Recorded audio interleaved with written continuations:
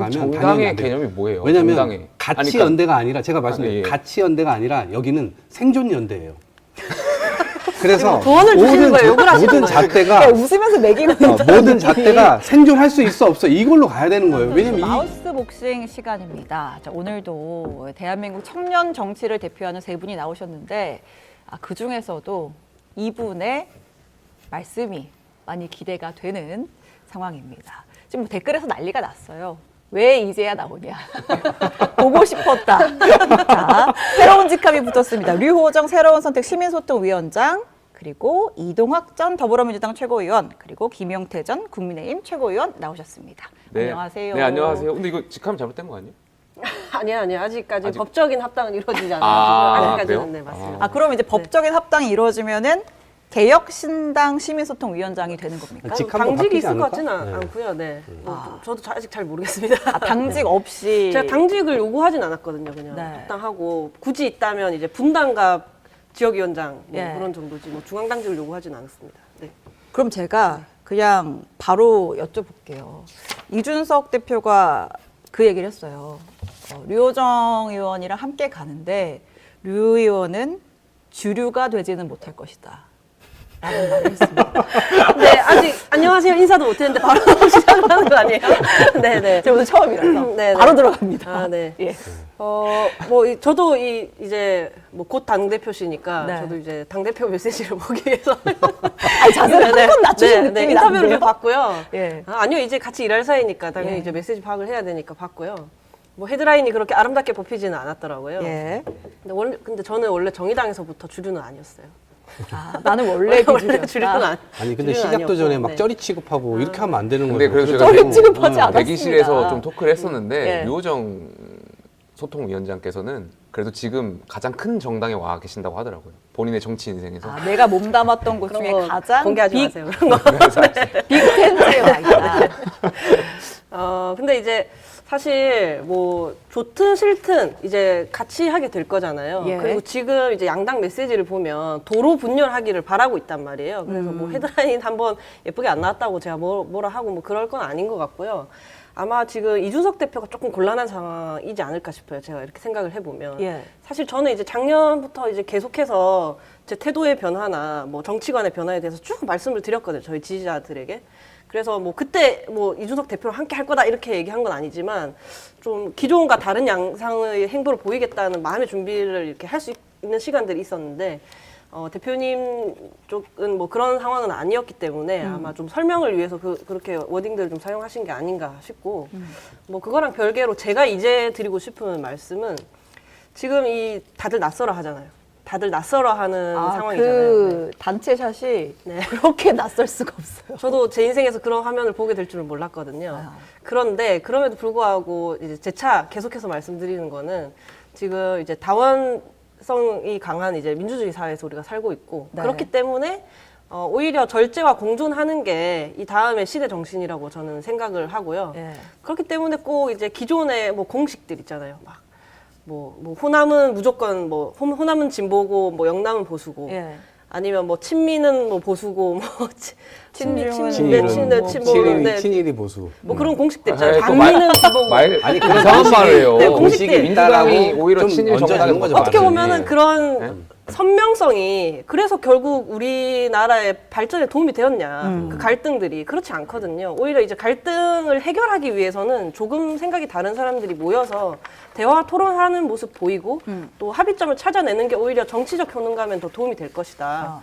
그래서 이제 좀 많이 좀 지켜봐 주시면 좋겠다 그런 말씀을 드리고 저는 싶습니다. 이게 실험적 측면에서 대한민국이 적대적 공생관계 이 양당이 계속해서 지금 아까 친일, 뭐 친미, 뭐 이런 식으로 계속해서 이제 공격하고 이러니까 서로 감정적으로 틀어진 상태에서 서로 결단을 내리고 결정을 내리고 협력을 해야 되는 사안도 결국 감정 틀어지면 만나지조차 않은 거잖아요. 예.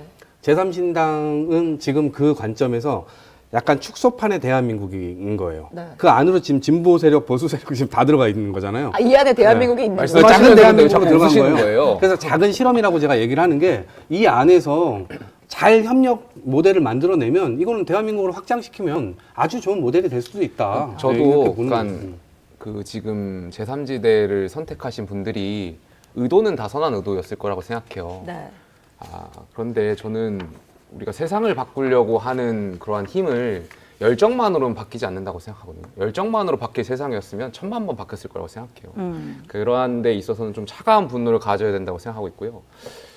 물론 의도는 좋을 거라고 생각하는데 조금 전에 류호정 위원장 말씀하시는 것도 이제 여러 가지 진영들이 모여서 우리가 이야기하고 대화하고 이런 과정들을 좋게 말씀하시는 것 같은데 저희가 해봤었잖아요. 바른미래당이라는 정당을 해봤었고 결과적으로 실패한 정당이 됐었죠. 그러니까 정당이라는 것은 정당의 용어라는 것이 같은 노선, 같은 이념, 같은 어떤 신념, 가치와 가지고 어떤 정권을 획득하기 위한 결사체인 거잖아요. 예. 그러다 보니까 바른미래당 때도 보면은 끊임없이 정체성 혼란이 왔었던 것 같아요. 결국에 보수 정당이냐 진보 정당이냐, 중도 실용 정당이다 이렇게 나눴는데 그 사안 사안마다 항상 조금 전에 아까 평론가들 말씀 들어보니까 뭐 이러한 것을 규정짓지 않고 다른 정책으로 넘어가는 것이 필요하다 이런 말씀들 하셨는데 그렇지 않을 거예요. 아마 선거 앞으로 다가오면 왜 웃으세요? 이 보수냐 진보냐 어느 정당이냐 이 끊임없는 정체성 혼란에 아마 당이 그 질문에 답을 해야 할 것이고. 해야 될 것이고 그리고 당장 이낙연 대표는 문재인 정부 때 소득주도 성장을 외쳤던 총리셨어요. 네. 저희 국민의힘은 여기에 대해서 굉장히 반대했고 비판했었어요. 근데 이준석 대표와 지금 함께 정당을 하시는 거잖아요. 그럼 이 소득주도 성장에 대해서 어떤 생각들을 갖고 있느냐. 그러니까 이러한 것들 계속 질문이 들어갈 거예요. 근데 여기에 대해 스토리를 국민들께 설명을 제대로 하지 못한다면 글쎄요. 저는 이 말씀하신 그 좋은 실험들이 그 의도를 가지고 했던 실험들이 과연 좋은 평가로 끝날 수 있을까? 저는 좀 의문이 좀 드는 건 사실입니다. 저는 여기 정당이 이를테면 자기네들의 어떤 분열을 가져오는 방식에서의 논쟁 운동장은 피해야 된다고 생각해요. 조언을 해주시는 거예요 지금 제3지대에게. 왜냐하면 이거는 가치 연대라고 볼 수 없잖아요. 그러니까 실용 정당으로 가고 유연성을 한껏 보여주면 반윤과 반명 전선에서 소구할 수 있는 유권자층을 끌어들일 수 있어요. 그런데 만약에 그게 아니라 거기서 또 이제 논쟁이 있을 법한 그런 거를 우선시화 해가지고 그 사람들 다 내쫓는 방식으로 가면 당연히 정당의 안 돼요. 개념이 뭐예요? 왜냐하면 정당의. 가치 연대가 아니라 제가 말씀드린 예. 가치 연대가 아니라 여기는 생존 연대예요. 그래서 조언을 주시는 거예요? 욕을 하시는 모든 거예요? 잣대가 웃으면서 매기는 모든 잣대가 생존할 수 있어 없어 이걸로 가야 되는 거예요. 왜냐면 이 기준에 부합해 안 해. 이게 단순해요. 왜냐면 선거 바로 앞두고서는 다양한 논의들이 막 이루어질 수 있지만 그것이 산발적으로 이루어지게 되는 순간 다 분열의 요소가 작동될 거예요. 그래서 실제로 유연함과 실용성 이걸 기치로 해서 생존할 수 있냐 없냐 이게 도움이 되냐 안 되냐 딱 이런 질문을 해야 돼요. 그래서 그 질문에 소구력이 있게 되면 제3지대가 대한민국 전체 정치에서는 양당을 약간 자극제 역할을 할 수도 있을 것이고 실제 정치가 감정 싸움으로 아무것도 결정하지 못하고 있는 이 상황에서 무언가를 결정하고 대한민국을 전진시키는데 역할을 할 수 있다. 그게 안 되면 다시 또 기결되는 거거든요. 이 사람들 다 순살 텐트 안에서 그냥 무너지는 거예요. 그 텐트 무너지는 겁니다. 순살 네. 텐트. 네. 순살 텐트. 그러니까 선거 전까지는 지금 생존이 걸려 있기 때문에 생존이 안 돼. 일단은 뭐 손으로 치받치든 뭘로 치받치든 해가지고 텐트를 떠받들고 있는데 결국은 정치관은 변할 수 있지만 개인의 또 철학 또 다른 문제잖아요. 그렇죠. 철학이 네. 아주 변했느냐 하면 뭐 저도 그렇다라고 말씀을 드릴 수는 없거든요. 저의 생각이 있는 거고 저는 여전히 이 성평등이라는 가치가 우리 사회 공동체와 개인의 행복 증진에 도움이 될 거다라고 생각을 하고 있고요. 다만 기존에 제가 냈던 어떤 메시지, 방법론들이 그러니까 그런 생각을 가질 수 있도록, 그러니까 다른 시민들이 보기에도 그럴 수 있도록 제가 이렇게 행했느냐 하면 그건 아닌 거죠. 오히려 이제 갈등이 더 조장되었죠. 갈등을 조직했고 저희 지지층도 어떻게 보면 결집이 되는 측면이 있었지만 갈등이 정말 해결되었느냐, 갈등 조정 능력을 해야 하는 그 정치의 역할을 했느냐 하면 그게 아니었던 거예요. 뭐 일종의 어그로를 좀 끌어왔다 뭐 이런 표현. 거기서 끝나버린 거죠. 예. 해결이 되기보다는. 예. 근데 사실 뭐 N번방이라든지 여러 가지 의제들이 있었는데 그때 누구도 뭐랄까요, 이게 디지털 성폭력에 대해서 해결하지 말아야 된다라고 하는 곳은 보수 진보 다 막론하고 없었어요. 다 해결해야 예. 된다라고 했는데 어째서인지 싸움만 하다가 끝이 나고 뭐 누구도 좀 만족하지 못하는 결과가 나타나고 그렇다면 우선 상대방에게 뭐 갈라치기 아니냐라고 비판을 할 수 있지만 나부터 좀 돌아봐야겠다는 생각을 좀 한 거고요. 뭐 굉장히 단순해요. 이렇게 말을 어렵게 뭐 하려는 것 같지만 우리 대한민국에서 한 50년은 더 살아갈 텐데 네.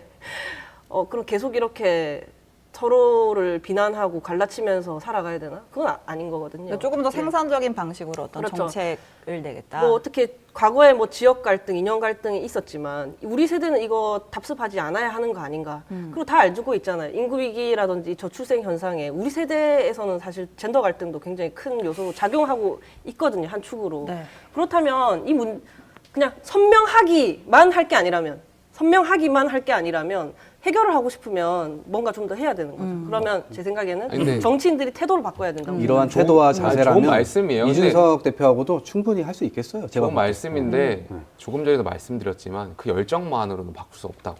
그러니까 제가 현실적으로. 그 지난번에 이준석 그래서- 대표가 이제 인터뷰 나왔을 때 이제 저출산이죠. 저출생이 아닙니다.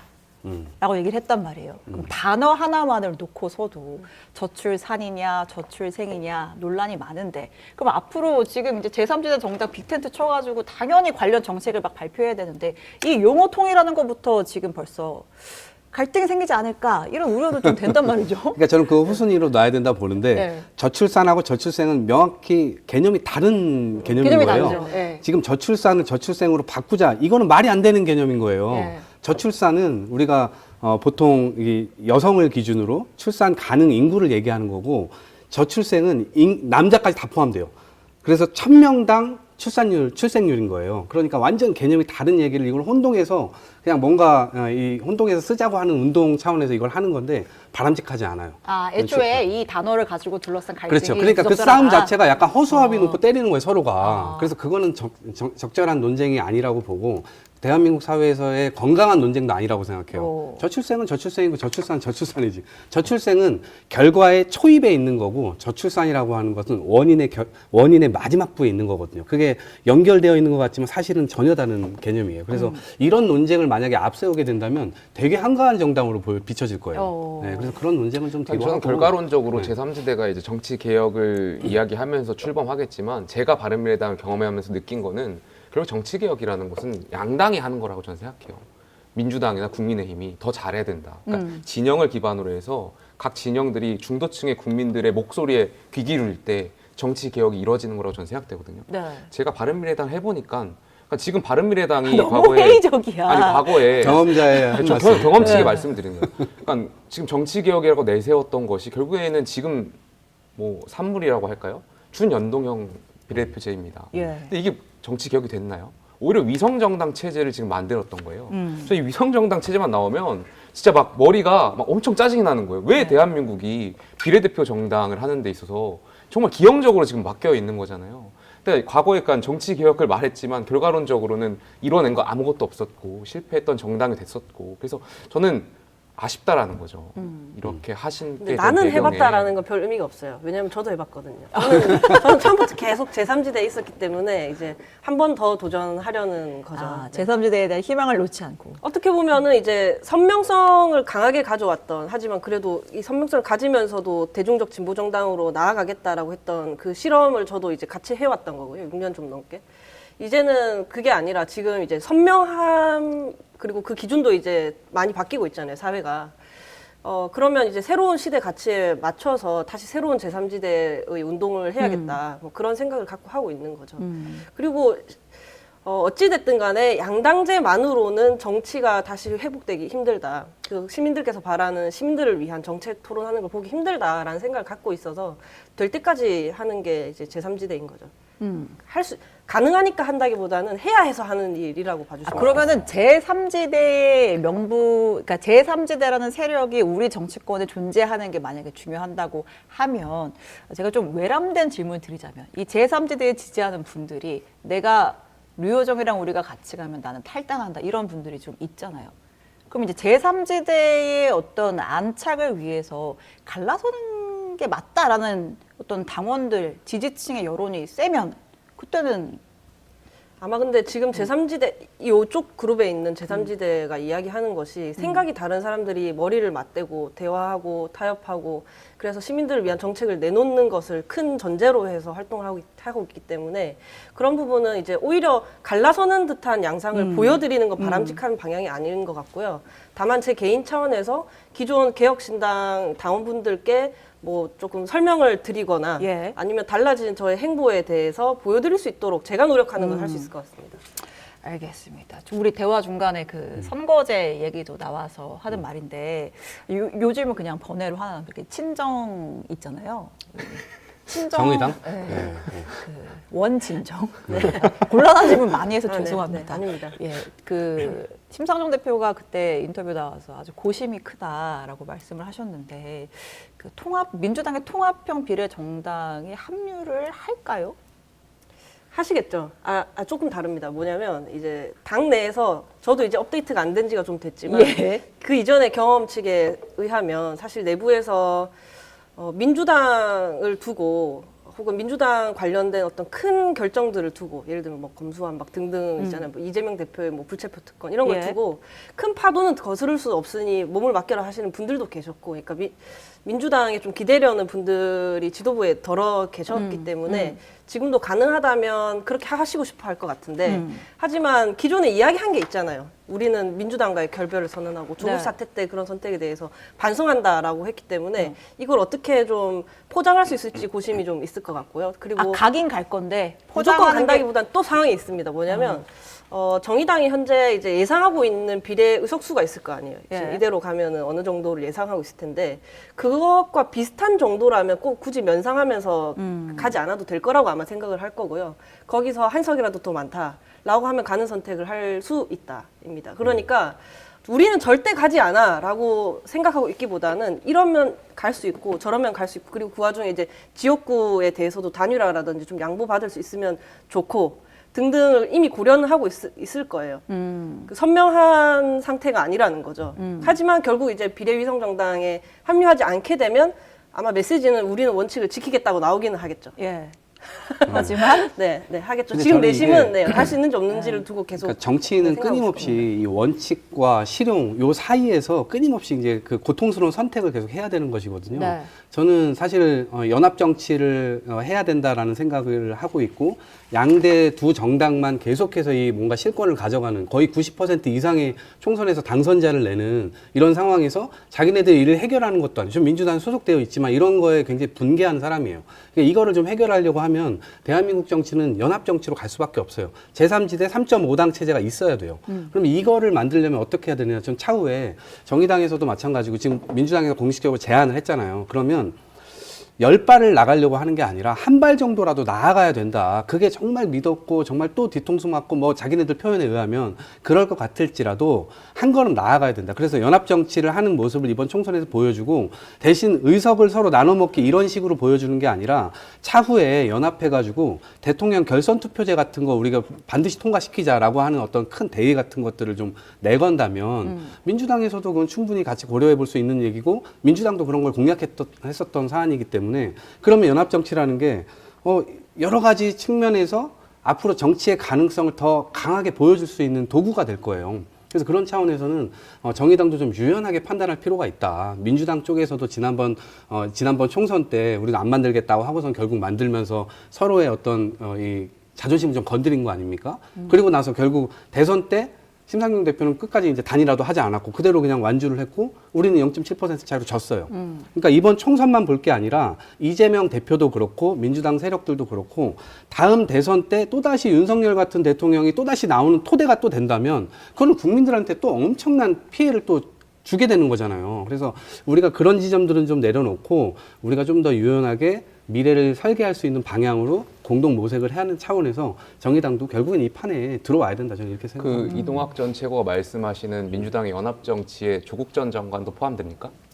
이번 총선에서 송영길 전 대표도 포함됩니까? 이번 총선에서 저는 같이 하는 거는 아닐 것 같아요. 왜냐하면 왜 아니죠? 예, 지금 본인 말씀하신 거랑 좀 반대되는 거 아니에요? 열린민주당 모델로 가는 게 좀 더 적절하지 않나 저는 그렇게 생각해요. 그러니까 누구는 빼고 누구는 배제하고 누구는 넣고 하는 그 기준이 뭐예요? 아니요, 지금 일단 정당이 설계되지 않았고. 갑자기 인터뷰 재채기 하시는 거예요? 아니, 이쁜 말, 착한 말 잘하시긴 해요. 이 얘기는 제가 이제 궁금해서 여쭤보는 거예요. 당연히 이제 기다리고 있었는데 네. 여기서 나올 줄 알았는데 여기서 나와가지고 아니 지금 조국 전 장관이 무렴치한 판단 하실 것 같아가지고 말씀드리는 모렴치는 아니라고 생각해요. 왜냐하면 저는 양가적인 감정을 저도 다 갖고 있어요. 그러니까 조 전 장관한테? 예, 왜냐하면 뭐 내로남불이라고 하는 프레이밍이 씌워져 있고 어느 정도는 그런 지점에서 잘못한 것도 있죠. 그래서 스스로 사과한 것들도 있지만 저는 과도하게 검찰 권력이 국가 폭력을 어떻게 보면 당한 이 면도 있는 거잖아요. 그래서 그 양가적인 면이 있어요. 그래서 어쨌든 이 검찰 권력을 사유화해가지고 국가 폭력을 자행하는 지금의 윤석열 정권에 대해서 어느 정도는 대항할 필요도 있다라고 생각해요. 법원에서 2심 판결이 나왔는데 무슨 검찰 독재 프레임을 거기다 씌우니까. 아니 이제 그래서 과도한 게 있잖아요. 말도 얘기 안 생각해 되는 보세요. 얘기입니다. 그 지난번 유죄 대선 판결 때 받았잖아요. 대선 토론회 때 원희룡 후보가 윤석열 후보에게 질문을 해요. 그 보복 정치가 뭡니까? 이렇게 질문을 아니, 합니다. 조국천 장관. 그러면 1년 동안 1년 12달 한 사람을 특정해 놓고 계속해서 그 주변을 탈탈 털면 그게 정치 보복입니다라고까지 얘기를 합니다.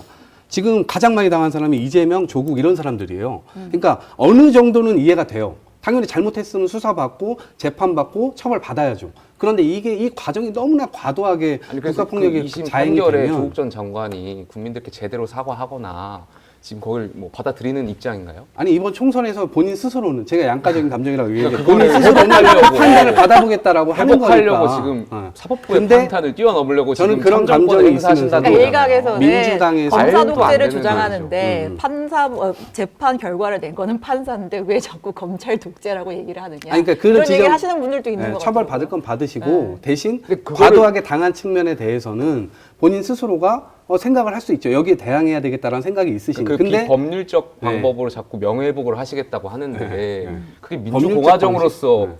맞는 판단인가요? 민주공화정의 한 시민으로서? 아니 옥중 출마도 많이 하는데, 예, 그러니까 그렇게 자꾸- 누구에게나 출마에 아니, 자유가 근데 있죠. 결국에는 네. 결국에는 민주당의 조국이라고 봐요. 왜냐하면 말씀하신 것처럼 뭐 지금 지난 총선에도 민주당이 만든 비례위성정당이 이제 더불어시민당이었잖아요. 네. 그런데 이제 또 더 매운맛 민주당이라면서 열린민주당이 있었던 거잖아요.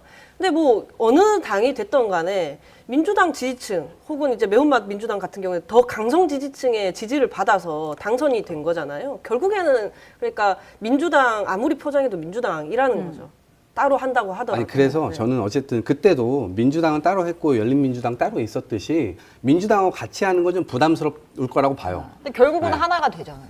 그건 모르죠. 알 수 없는 일이죠. 알 수 없다? 그렇지만 감수하는 거예요. 만약 혹시라도 그런 상황이 오면 감수하는 거죠. 예. 저는- 지지해 주시고 저는 표를 주시는 분들이 다 민주당 우리 사회가 분들이잖아요. 나아가는 데 있어서 물론 이제 조국 전 장관이 본인의 참정권을 행사하니까 본인이 판단하시겠지만 우리 사회가 나아가는 데 있어서는 출마를 안 하시는 게 맞다고 보지만 국민의힘의 입장으로 봤을 땐 전략적으로 출마하시는 건 나쁘지 않다고 봅니다.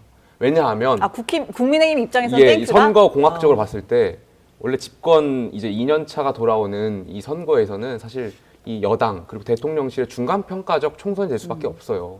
그리고 사실 지금 국정 지지율이 상대적으로 낮잖아요. 그러니까 저희 입장에서도 부담스러운 상황도 있고 한데 여기에 대해서 정권에 대한 평가보다는 조국 전 장관이 나와주시면 결국에 과거에 다시 국민의 입장에서도 명분을 주는 거잖아요. 민주당, 문재인 정부에 대한 평가, 다시 586 운동권, 이어서 나가서 조국 전 장관의 그 내로남불의 행태에 대한 평가를 다시 국민들께 저희가 말할 수 있는 기회를 드리는 거니까 저희 국민의 입장에서는 전략적으로 나쁘진 않은 것 이제 같습니다. 조국 장관의 출마나 이런 거를 뭐 민주당이 허락하고 안 하고의 뭐 문제가 아니기 때문에 본인의 어떤 마음, 양가적인 입장이라고 제가 얘기를 했던 건 그런 측면에서의 작동되는 결과기 때문에 그런 지점에서 있는 것이고 어쨌든 그 민주당이 뭐 같은 거라고 이제 보신다 하더라도 민주당은 어쨌든 확장의 과제를 갖고 있기 때문에 조국 장관과 함께 하는 것은 굉장히 이 어려운 일이 될 것이고 그렇게 판단을 할 거예요. 제가 볼 때는.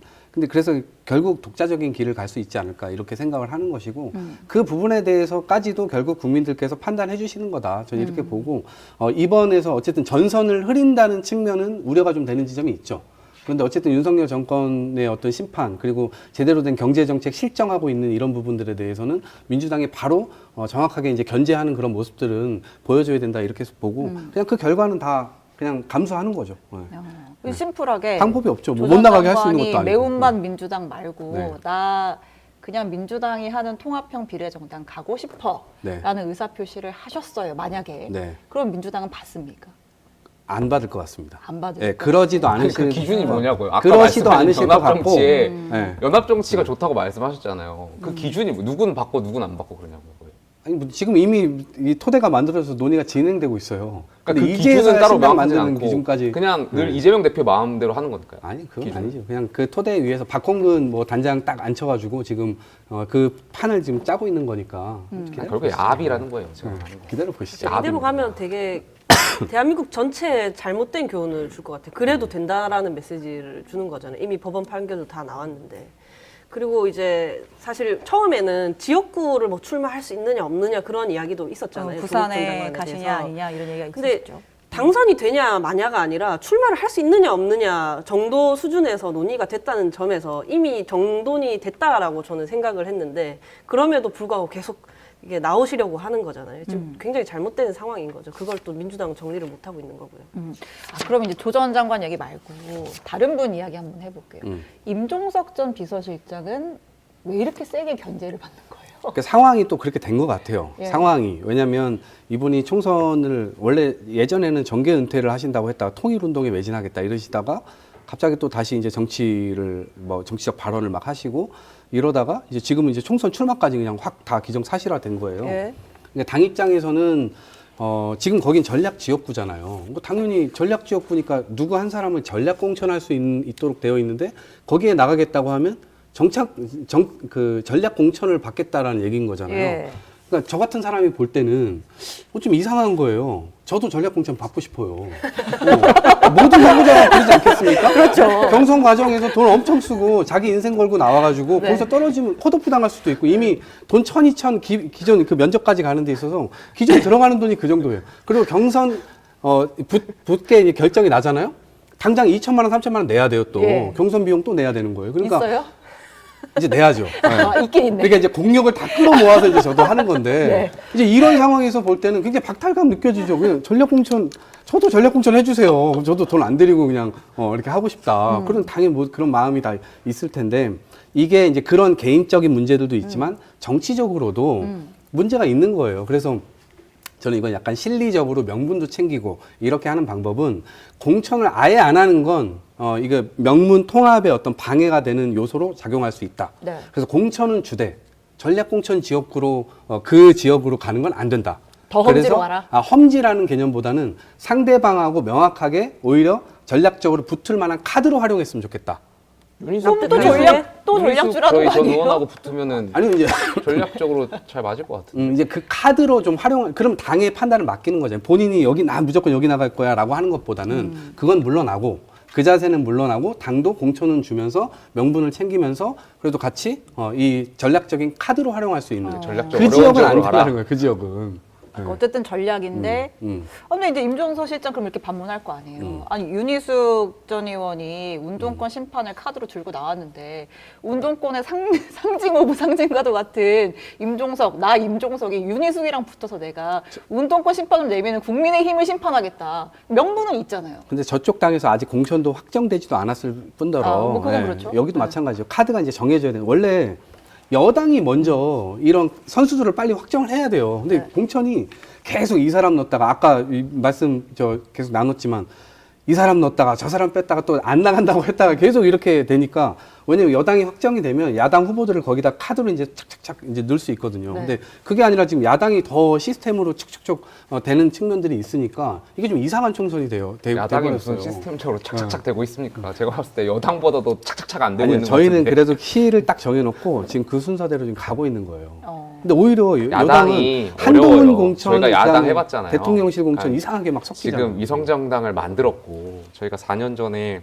미래한국당, 미래통합당 있고 미래한국당이 있었는데 비례대표 순번 계속 바뀌었었잖아요. 예. 그나마 여당은 대통령이 있고 하다 보니까 여러 가지 권력적인 측면에서 현실적인 측면에서 여러 가지 조율이 잘 되는데 야당이 아마 어려울 겁니다. 그래서 이재명 대표 있고 또 이제 말씀하신 그 민주개혁 뭐 연대인가요? 제가 잘 몰라가지고 거기 준연동형 비례대표. 통합형 아니 비례정당? 준위성정당 위성정당이지. 네. 그 위성정당도 아마 컨트롤이 안 될 겁니다. 그래서 저희가 해봤잖아요. 그 국힘이 안 될 것 같아요. 왜 자꾸 해봤다고 그래? 안 해본 사람이 어딨어요? 저 야당만 해봤어요. 아니 미래통합당, 미래한국당 비례대표 그 정말 말도 안 되는 상황들이었잖아요. 비례대표 당도 전 국힘에 지난번에 그런 사달이 한번 났던 거 아닙니까? 아이 뭐 난리가 났어요. 그러니까 그 그게 아마 당에서 되게 어려울 별도의 거예요. 생각을 또 하는 사람들이 생기게 될 것이고. 그러니까 이 상황이 좀 코미디 아니에요. 위성정당을 만들어가는 이 상황들이. 아니 그냥 법이 국민의힘도 만들잖아요. 그러니까 이 상황이 저는 너무 짜증난다. 국민의힘이 유권자의 한 법 사람으로서. 취지를 조금 동의하면서 약간 뭐랄까 이게 존중하면서 그렇게 했었더라면 이런 사달이 안 일어났죠. 거기에서 지금 사달이 시작된 거죠. 이 준연동형의 시작이 결과적으로 정치 개혁에 위한 시작이 아니라 그냥 그 당시에 야당들이 그 공수처 출범시키기 위해서 그냥 바꿔먹은 거죠. 이제 거기까지 가면 또 너무 그러니까 이게 분산되니까. 뭔가 정치 개혁을 위해서 출범한 어쨌든 지금 그런 비례대표제가 아니라는 거예요. 공천 포인트를 잘 보시면 좋을 것 같아요. 지금 영남 지역구 중진들을 지금 빼내고 있잖아요. 이거는 1년 전부터 다 예견됐던 거거든요. 네. 윤석열 대통령의 시나리오가 결국에는 중진들을 빼내서 험지로 보내거나 수도권으로 보낼 거다. 그리고 그 빈자리를 결국 윤석열 대통령의 태그를 달고 그 지역으로 갈 거다. 근데 그 사람들이 그렇게 뭐 혁신적이거나 엄청 그럴 만한 사람들이 아닐 거다라는 데 있어요. 그래서 그거를 집중 주목 포인트로 해가지고 어떤 공천이 이루어지는가를 좀 봐야 돼요. 지켜보고 있죠. 그 부분도 다 저희가 지켜보는 거예요. 근데 거기에 국민들께서 윤석열 태그를 맞아요. 두고 간다니까요. 그러니까 그 지점을 저희가 지금 중진분들이 희생해 주셔가지고 여러 가지 그 지역 내에서 지역구를 조정하고 있는 과정이지 않습니까? 근데 그 바뀐 지역구에 과연 누가 공천되느냐가 많은 국민들이 아마 관심 사항일 거예요. 민주당에서 지적해 주신 대로 여기서 공천을 잘 못하거나 혹은 국민 눈높이에 맞지 않는 공천이 이루어진다면 아마 전국 선거에 국민의힘도 영향을 받겠죠. 저는 공관위가 이 부분을 명심해야 된다고 생각합니다. 아니 아까 조국 장관 얘기하셨는데 최경환 부총리 출마하신다는데 그건 예, 어떻게 생각하세요? 전 최경환 부총리는 아마 우리 당에서 공천이 어려울 거라고 저는 개인적으로 생각되고 그러니까 조국을 우리도 못 무소속으로 막듯이 최경환 못 막잖아요. 아니 저희가 공관위가 판단을 하겠죠. 공관위가 어떻게 판단해? 그거 무소속 출마하신다는데. 그러니까 무소속 출마하겠죠 본인이. 그러니까 뭐 우리도 조국 장관 못 막듯이 저기도 못 막는 거예요. 그러니까 두 분의 아니 이제 제 말이 좀 다른데 네. 조국 전 장관이 민주당이 말한 위성정당에 함께했을 때 그걸 막을 수 있냐 못 막냐 이건 물어봤던 거예요. 위성 정당으로 함께하는 그거는 제가 볼 때는 그건 뭐 조율이 될 거라고 봐요. 안 될 거라고 봐요. 네. 국민의힘은 최경환 전 부총리 뭐 재입당도 받아줄 생각 없고 아니, 비례당에도 지금 아마 네. 재입당이 안 되신 예. 상황인 걸로 제가 알고 있는데 한번 확인해 봐야 되는데 지금 본인께서 아마 공천을 신청한다고 하더라도 과거에 이제 공관위들이 판단했을 때 본인이 갖고 있는 그런 어떤 기록들이 있잖아요. 그래서 사실 국민 눈높이에 부합하지 않는 측면이 있고 그래서 공천이 현실적으로 좀 어려운 측면이 있지 않을까 저는 개인적으로 생각합니다. 아니 근데 저는 윤석열 대통령의 어떤 뜻이나 이 기조를 잘 모르겠어요. 본인이 국정농단 때 수사해가지고 전부 다 뭐 이렇게 감옥으로 다 집어넣고 그러고 난 다음에 지금 전부 다 다시 사면해주고 자기 비서들로 막 쓰고 그러다가 지금 이번에 또 사면되면 그 사람들이 또 나와요. 그러니까 이런 과정이 약간 자기 부정식의 이 어떤 법치라고 하는 게 오히려 좀 원칙 자체가 지금 무너져 가고 있는 거 아닌가? 이런 생각이 들 정도예요. 그래서 약간 국민의힘 공천도 결국엔 대통령실의 이 핵심적인 사람들이 양지로 다 가고 결국엔 이제 험지 같은 데들은 결국은 다 힘없는 사람들이 가게 되고 이렇게 되는 것 같아요. 근데 의도는 이미 저는 다 나왔다고 생각해요. 네. 임기 내에 그 대통령실을 옹호할 수 있는 견고한 성을 쌓는 게 이제 그 목표인 것 같고요. 그렇게 하다 보면 사실 국민의힘의 중진 의원들이 뭐 어디 험지로 가든지 말든지는 국민들의 관심사는 아니거든요. 이제 그 빠진 자리에 이렇게 지금 김용태 전 최고 같은 분들이 이렇게 전략공천으로 가면 뭔가 좀 변화를 일으켜 보려는 제 하겠지만 지역에서 열심히 하고 네, 있습니다. 뭐 거기 그렇게 되시면 좋겠지만 근데 사실 지금 뭐 이제 호위대들을 이렇게 좀 쉬운 지역에다가 이렇게 공천하려고 한다라고 다들 좀 예상을 하고 있는 거잖아요.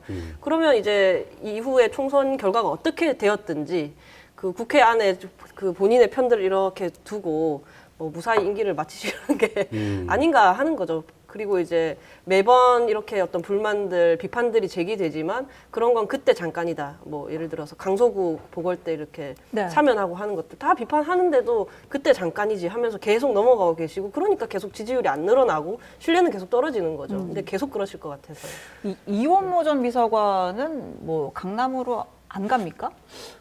오늘 아침에 같이 그 네. 백브리핑 과정을 아마 기자님께서 들으셨을 것 같은데 네. 공관위가 좀 전반적으로 판단하고 있는 과정인 것 같습니다. 아. 제가 여기에서 뭐 의견을 덧붙이기보다는 지금 아마 공천 면접이 오늘 시작됐고 면접을 보고 나서 공관위가 전반적으로 뭐 지역 조정이라든지 아니면 그 해당 지역구라든지 좀 경쟁력을 보고 판단하지 않을까 생각됩니다. 아까 그 이제 뭐 양당 공천이 뭐 착착 진행되고 있다 아니다 뭐 이렇게 설왕설래가 있었는데 삼지대가 보기에는 조금 느리지 않나? 약간 조금 천천히 하면서 삼지대로 넘어오려는 사람들 좀 막으려고 좀 천천히 하는 거 아니냐 이런 얘기들도 하시잖아요. 그렇죠. 이제 지금 삼지대 때문에 조금 더 양당이 신중하게 공천을 행하게 된 것 같아요. 이게 뭐 좋은 일인지 나쁜 일인지 모르겠지만 조금 이제 어려움을 겪고 계셨던 분들은 한숨 쉬고 그러니까 조금 안도의 한숨을 내쉬고 계실 것 같은데요. 아마 이제 그 공천 결과에 따라서 이렇게 새 삼지대로 합류할 가능성이 있다 보니까 조금 천천히 하고 있는 것 같고요. 또 한편으로는 이제 지금 저희 지역구 출마가 예정돼 있는 분들 중에서 지금 지역 어디로 나갈지 제3지대에서 아직 선언 안 하신 분들 계시잖아요. 그분들이 어디로 나가는지 봐서 또 그 맞춰서 어떻게 보면 자객 공천을 할 수도 있는 거기 때문에 더더욱 천천히 하고 계신 것 같은데요. 제3지대 눈치 보지 마시고 할 일 잘 하셨으면 좋겠습니다. 그 국민의힘 내부에서 실제로 약간 여차하면 빨리 가야지라는 마음을 품고 계신 분들이 좀 있어요. 이제는 못 가시겠죠. 그런가요? 왜냐면 그 제3지대가 보수 정당이라고 보기가 애매한 측면이 많잖아요. 특히 TK에 계셨던 분들도 과거에 뭐 저희가 친박연대라든지 이런 정당들이 있었습니다. 공천의 어떤 학살이라고 그분들이 표현했었는데 어떤 불합리한 공천 과정을 받아서 이것을 신당으로 가서 어떤 총선에 출마했던 경우가 있었는데 지금은 TK 의원분들이 그것보다 만약 그런 생각을 하신다면 무소속 출마를 더 고민하고 있지 않나 이렇게 저는 들었습니다. 무소속으로 나갈 지원정 만약에 그렇게 삼지대로는 갈 가능성이 비민주적이고 적다. 비합리적인 판단을 받았을 때는 오히려 무소속 출마를 더 고민하고 있다 이런 이야기를 좀 들었습니다. 이게 저는 이제 보면 윤석열 대통령의 절박감이 어느 포인트에 맞춰져 있는가. 그러니까 국가를 위해서 혹은 국민들을 위해서 혹은 미래를 위해서 정말로 내가 대통령 임기 동안 무언가를 해야 되겠다라고 생각하면 그거를 함께할 동지들 그런 사람들에 대한 어떤 뭐 생각들을 좀 더 많이 하실 것 같아요. 근데 지금 이제 공천의 어떤 이 상황들을 좀 보게 되면 사실상 이제 윤핵관이라고 할 만한 사람들 아까 류 의원님이 지적해 주신 대로 어떻게 보면 자기를 수호할 만한, 자기를 수호하거나 혹은 김건희 여사를 수호할 만한 그런 사람들을 앞장서서 정말 철면피 딱 깔고 그냥 국민들 앞에 나가서 부끄러움 없이 얘기할 수 있을 만한 사람들.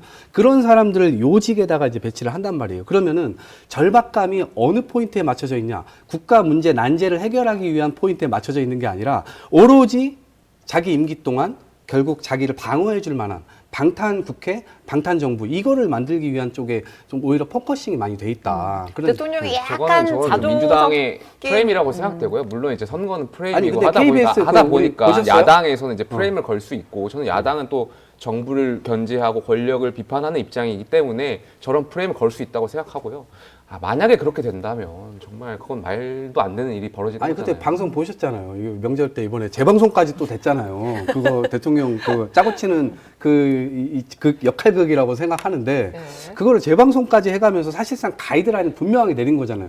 이 시간 이후로 김건희 여사 명품백에 대해서는 아무도 토를 달지 말아라라고 하는 가이드를 전 내린 거라고 보거든요. 앞으로 이제 나오지 않게 될 거예요. 저는. 그래서 저는 이런 그 지점에서 100만 명의 같이 공무원들이 뇌물을 뇌물을 대해서 받아도 빠져나갈 수 있는 지점이 있습니다. 몰카를 들고 와서 거기에 또 프레임을 거는 오면 거예요. 100만 공무원들도 다 빠져나갈 길이 있다라고 사실상 법치주의를 완전 농락한 거라고 보거든요. 카메라 들고 가서 주면 다 빠져나가는 거예요. 내가 당한 거다라고 이제 주장을 하게 되면 그 법리가 만들어지는 겁니까? 그러니까 초가상관 다 태우고 있는 대통령인 거예요. 지금 법치주의를 얘기하겠다고 했지만 그래서 이런 지점에서 저는 윤석열 대통령께서 지금 2년 동안 이런 모습을 보여주셨는데 앞으로 남은 3년은 도대체 어떤 모습을 보여주실까? 이게 기대가 된다고 해야 됩니까? 이게 그냥 뻔히 안 봐도 비디오라고 얘기를 해야 됩니까?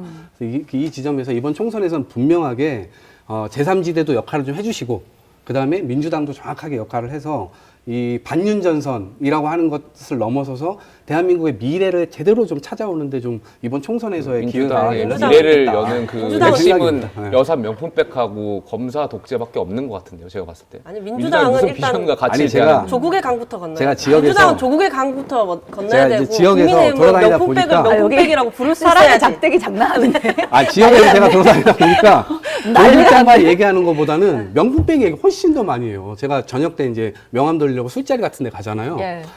제가 이 파란 옷 입고 들어서자마자 술집에서 김건희 여사 어떻게 된 거야 하면서 화를 내시는 분들이 굉장히 많아요. 그거 파란 옷을 민주당 보고 약간 지지자분- 피해 식별을 한 다음에 정확하게 바로 얘기하는 들어오는 거예요. 건가요? 네, 네. 그래서 이 민심을 좀 도도한 흐름을 이 국민의힘이 좀 읽었으면 좋겠다.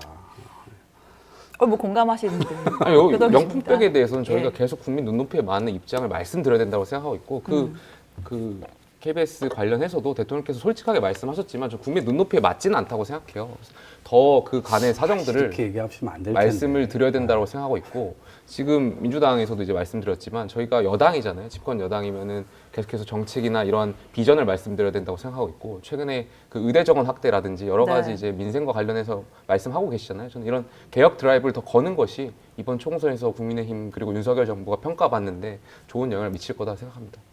알겠습니다. 자, 오늘 세 분 말씀 이렇게 들어봤는데 뭐 다음 주에도 나오시잖아요. 네, 감사합니다. 네. 다음 주만 해도 또 새로운 소식이 잔뜩 생길 것 같고. 이제 저 개인적으로는 이번 네. 주에 제가 이제 지난주 출마 선언한다고 급하게 하셨잖아요. 인천, 중구, 강화, 웅진 지역구로 출마 선언을 했고 네. 이번 주에 컷오프 얘기가 있죠. 네, 그래서 컷오프가 되느냐 아니면 경선을 뛰느냐 예. 혹은 또 다른 어떤 선택지가 나오냐 네. 어떻게 혹은 전망하세요? 이동학이 단수 공천을 받느냐 아, 전략으로. 아니 전략은 아니고 단수 공천, 단수 공천. 네, 이거 받느냐 이런 여부가 이번 주에 발표되지 않을까. 지금 약간 네. 흥분하실 것 같은데요. 그래서 저는 민주당이 어쨌든 혁신 그리고 이제 미래의 어떤 아젠다 제가 이제 이동학을 기후 정치와- 공천하는 게 혁신이다. 기후 정치와 초고령화 문제를 저는 제 임기를 지키면서 다음 임기로 넘길 생각이 없어요. 이번에 이동학 국회로 넣어주시면 저는 제가 모진 욕과 모진 어떤 이 바람을 맞더라도 저는 이 문제에 관해서 벽돌 한 장을 쌓겠다. 다음번에 제가 심판받더라도 국민에게 미움을 받더라도 저 이거 하겠다. 저를 국회로 넣어주십시오. 제가 넣어드리면 되나요? 넣어주십시오. 저를. 국민의힘으로 오세요 그럼. 보시면은- 네, 저는 제 인생을 걸고 저 이 문제 정말 아, 지금 해결해. 우리 인생 건 해결해. 분들 다 인생 걸었어. 전 재산을 투여해서 나가고 있어요. 지금 전 재산을. 알겠습니다. 자, 김용태 전 최고 그리고 류호정 전 의원님 다음 주면은 직함이 바뀔 수 있나요? 그러면? 아직 그 실무적인 네. 것들이 좀 남아 있어서 아마 네. 20일 다음 주까지는 같은 당직일 것 같습니다. 20일이면 딱 7일 뒤니까 20일 넘어가야 아마 넘어가야 네, 됩니까? 법적 합당이 이루어질 것 같아요. 아, 그럼 아직 혼인 신고는 안 한 삼지대다 이렇게 정리를 아, 네. 법적 혼인 단어가 좀 신고는 어질어질한데 그래도 받자면 이제 약혼 상태인 거죠. 그 상태다. 의장 결혼 앞두고 있는 상태일 수도 실거주 있죠. 상태다. 네. 그래서 그게 순살 텐트가 안 되려면 정말 잘 알겠습니다. 자, 오늘 세 분 말씀은 여기까지 듣겠고요. 네, 장르만 여의도 또 비대위 체제거든요. 지금 정영진 프로로 인해서 프로가 이제 휴가를 떠나서 신혜원 비대위 체제로 이런 일은 이번 주까지만 있으니까 그래 쭉 가도 될 것 같긴 한데 아마 다음 주에 국민의힘도 오시면 쭉 가잖아요 비대위로. 조금 더 평화로운 방송이 되실 테니까요. 다음 주에는 조금 더 안심하고 오셔도 될 것 같습니다. 네, 지금도 안심됩니다. 네. 아, 네. 그런가요? 굉장히 편안하게 진행을 잘 해주셔가지고요. 아이고 감사합니다. 네, 세 분 말씀 여기까지 듣고요. 장르만 여의도도 여기까지 하겠습니다. 저희는 내일 11시에 조금 더 정돈된 진행과 함께 다시 찾아오겠습니다. 감사합니다. 네, 고맙습니다. 감사합니다.